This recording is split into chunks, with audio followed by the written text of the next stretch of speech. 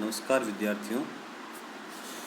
पिछली क्लास में हमने आंतरिक पुनर्निर्माण के अंतर्गत अंश पूंजी में परिवर्तन करने के बारे में पढ़ा था। उसमें पहला बिंदु था हमारा नए अंशों के निर्गमन द्वारा अंश पूंजी में वृद्धि करना। आज हम अगले बिंदुओं के बारे में पढ़ेंगे। सेकंड इसका पॉइंट है कम अंकित मूल्य वाले अंशों का अधिक अंकित मूल्य वाले अंशों में समामेलन करना, यानी कम अंकित मूल्य वाले जो शेयर हैं उनको हम अधिक अंकित मूल्य वाले शेयरों में कन्वर्ट कर देंगे। जैसे 10 रुपये वाले शेयर उसको 100 रुपये में चेंज कर दिया तो ये हमारा कम से अधिक अंशों में समामेलन हो गया।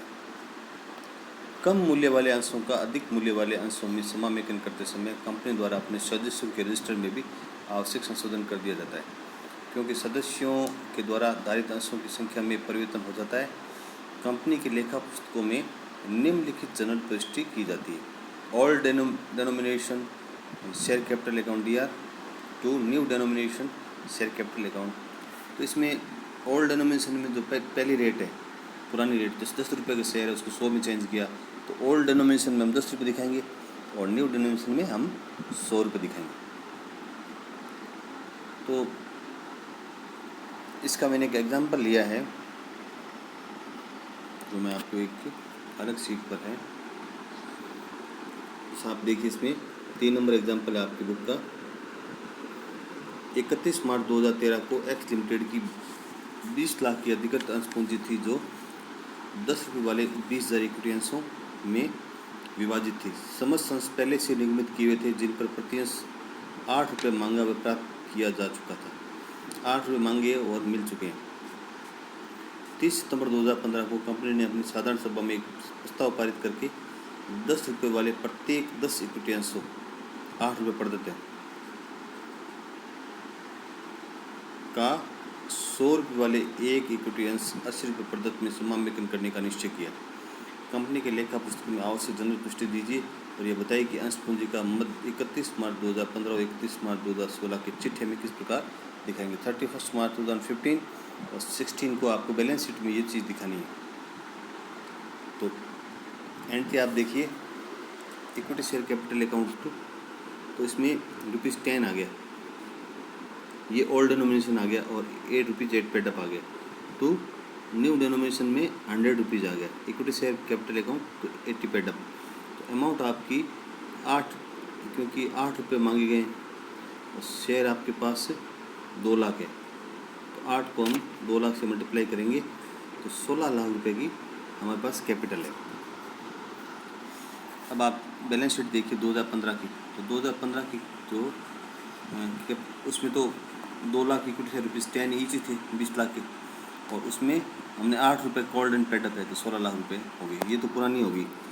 अब हम चेंज करने के बाद देखते हैं तो शेयर होल्डर फंड, इसमें शेयर कैपिटल ऑथराइज हो जाएगी 20,000 इक्विटी शेयर हो जाएगी ₹100। पहले 2 लाख थे, क्योंकि अब शेयरों की रेट बढ़ गई है तो अब 10 की जगह 100 रुपये हो गए, तो इक्विटी शेयर भी 20,000 हो जाएंगे 2 लाख की जगह।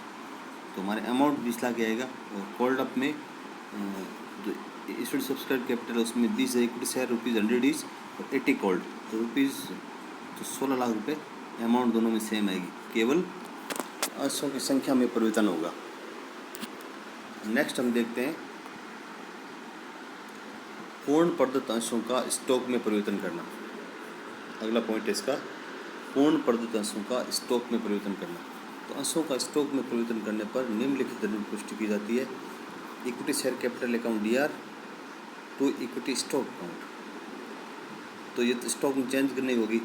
स्टॉक को पुनः पूर्ण प्रदत्त अंशों में परिवर्तित किया जा सकता है, जिसकी प्रविष्टि निम्न प्रकार से होगी। तो इसकी हम उल्टी एंट्री कर देंगे वापस। तो equity share capital stock account DR to equity share capital account, तो वापस ये हमारी कैपिटल में कन्वर्ट हो जाएगी। अब आप स्टॉक में परिवर्तन करने का एग्जांपल देखिए।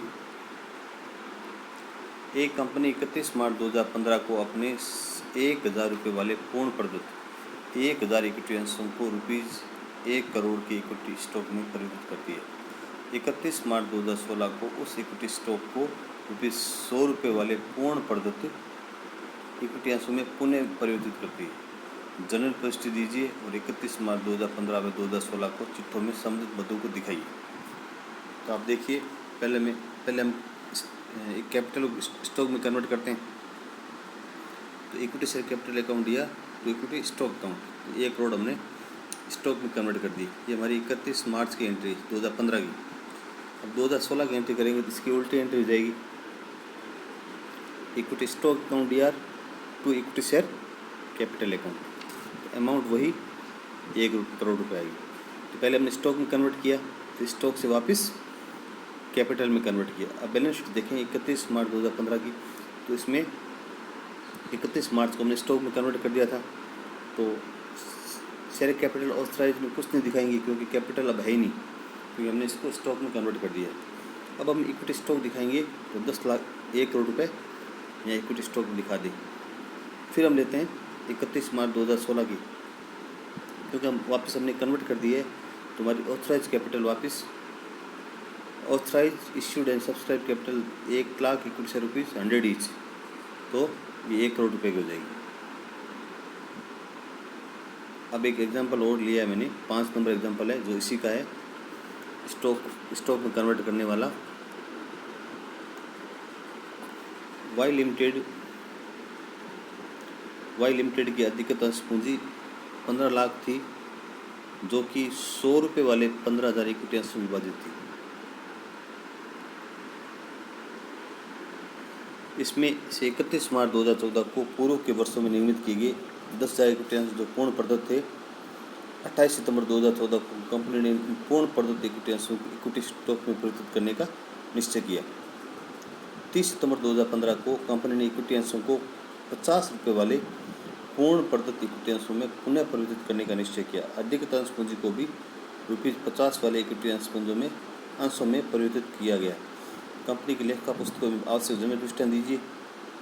तो बताइए कि अंश पूंजी का मध्य 31 मार्च 2014, 15 या 16 को तैयार होने वाले चिट्ठों में किस प्रकार दिखाया जाएगा। 3 साल का दिखाना हमें। पहले हमें 2014 सितंबर 28 को हमने कन्वर्ट किया है, तो इक्विटी शेयर कैपिटल से इक्विटी शेयर स्टॉक कन्वर्ट कर दिया।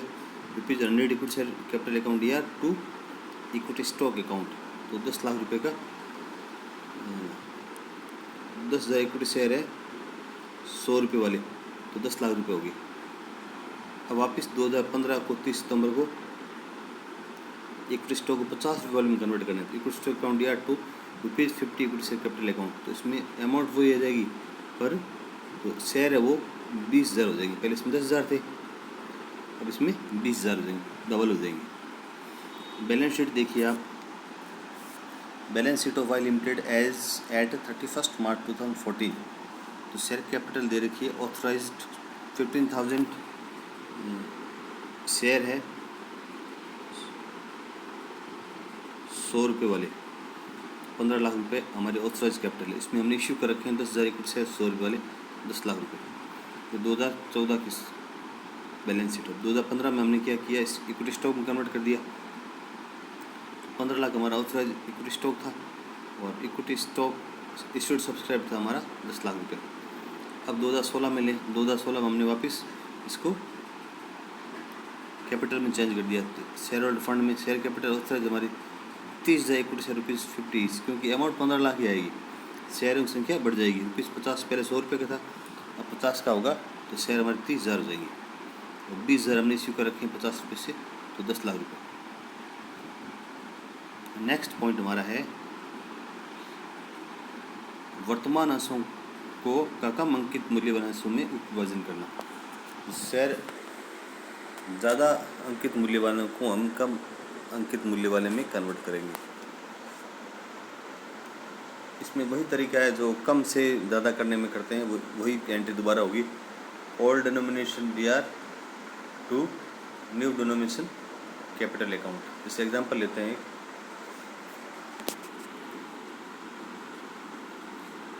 एक कंपनी 1,000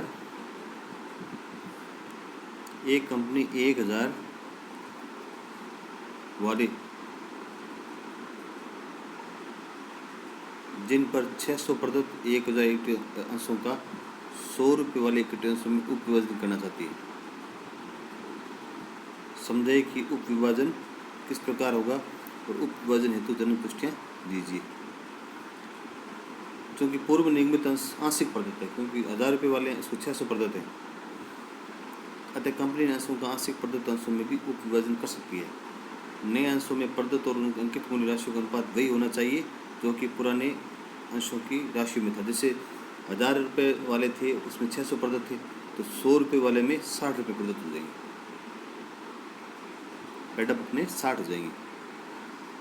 तो पहले हम लेते हैं डेट ऑफ सब डिवीज़न। तो 1000 equity share rupees share capital equity share capital account DR, तो 1000 हमारा ओल्ड डिनोमिनेशन है।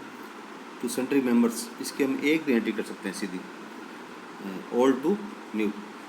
तो टू सन्ड्री मेंबर्स करेंगे 6 लाख रुपये।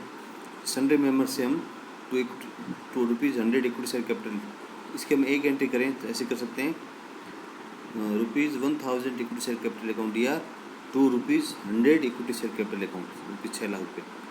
तो हम इसको ये 2 एंट्री नया करके हम इसकी जो मेंबर्स वाली है वो एंट्री कट कर देंगे। तो सीधी 1000 equity share capital account DR 2 में आ जाएगा इक्विटी शेयर कैपिटल अकाउंट, ये एंट्री कर सकते हैं। अब नेक्स्ट हम लेते हैं अनिगमित अंशों को रद्द करना। तो अनिगमित अंशों को रद्द करते समय कंपनी अधिनियम 2013 की धारा 61 के अनुसार अंशों द्वारा सीमित कंपनी को अधिकार होता है कि वह चाहे तो उन समस्त अंशों को रद्द कर दे जिन्हें किसी व्यक्ति को आवंटित नहीं किया हुआ है। जैसे 20 लाख के शेयर हमारे ऑथराइज्ड है, उसमें हमने 12 लाख शेयर इश्यू कर रखे हैं, तो 8 लाख के शेयर हमारे अनिर्गमित है और न ही किसी व्यक्ति को आवंटित करने का वायदा किया हुआ है। ऐसा करके कंपनी अपनी अधिकतम अंश पूंजी की राशि में कमी कर देगी, किंतु अंश पूंजी की इस कमी पर कंपनी अधिनियम 2013 की धारा 66 के प्रावधान लागू नहीं होंगे। जब कंपनी के पास आधिक्य संचयों में बहुत ज़्यादा रकम एकत्रित हो जाती है तथा कंपनी सोचती कि अनिगमित अंशों को आगे निगमन करने की आवश्यकता नहीं होगी। अगर कंपनी के पास पर्याप्त रिजर्व सरप्लस पड़ा है तो कंपनी सोचती है कि हमें आगे अंशों को इश्यू करने की ज़रूरत नहीं पड़ेगी, तो कंपनी अपने अनिगमित अंशों को रद्द करने का निश्चय कर सकती है। अनिगमित अंशों को रद्द करने पर कंपनी के लेखा पुस्तकों में कोई प्रविष्टि नहीं की जाती है, इसकी कोई एंट्री नहीं की होगी, बल्कि कंपनी के चिट्ठे में अधिकतम अंश पूंजी की मद के अंतर्गत अंशों की संख्या में आवश्यक परिवर्तन करके अंशों की घटी हुई संख्या दिखाया जा सकता है। इसकी कोई एंट्री नहीं होगी, सीधा जो ऑथराइज्ड कैपिटल है उसको हम सीधा कम कर देंगे। कंपनी की निगमित प्रदत्त पूंजी पर कोई प्रभाव नहीं पड़ता है। कंपनी अधिनियम 2013 की धारा 61(2) में स्पष्ट उल्लेख है कि अनिगमित अंश पूंजी को रद्द करने को अंश पूंजी में कटौती रिडक्शन ऑफ शेयर कैपिटल नहीं माना जाएगा। कंपनी अधिनियम 2013 की धारा 64 कंपनी नियम 2014 के नियम 15 के अनुसार धारा 61(1) में वर्णित अंश पूंजी के परिवर्तनों की सूचना रजिस्ट्रार को फॉर्म संख्या SS7 में 30 दिन में नियमित देनी होती है। ये तो लीगल प्रोसेस हो गया। अब अगले क्लास में हम जो अंश पूंजी में कटौती उसके बारे में पढ़ेंगे, क्योंकि इंटरनल रिकंस्ट्रक्शन के 2 तरीके हैं। फर्स्ट हमारा था अंश पूंजी में परिवर्तन करना।